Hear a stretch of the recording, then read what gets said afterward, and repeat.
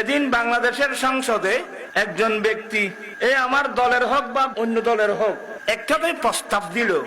বলছে যে কেউ যদি কারো দুর্নাম করে বদনাম করে তাদের জন্য সংসদে আইন করা হয়, ঠিক না?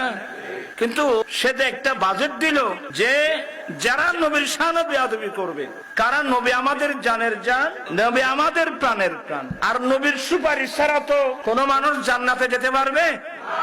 আমার মনে হয় বাংলাদেশের সংসদে যারা আছে ওরা এমনি এমনি ব্যস্ত চলে যাবে। নাউজুবিল্লাহ বলেন না।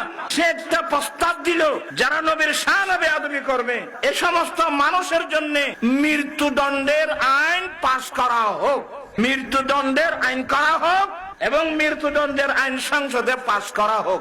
এই যে একটা প্রস্তাব দিল, গোটা সংসদ নিষ্প্রাণ নিষ্প্রাণ।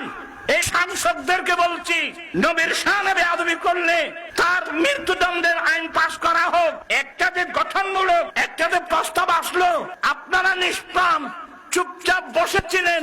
প্রস্তাব পাশ করা তো দূরের কথা, একটা টেবিলের মধ্যে ছাপিয়ে এটা সমর্থন পর্যন্ত জানান নাই। আপনারা যদি তওবা করে অনতিবিলম্বে সংসদে এই আইন যদি পাশ না করেন, আমি স্পষ্ট ভাষায় বলছি কেউ আমার নবীর সুপারিশ পাবে না।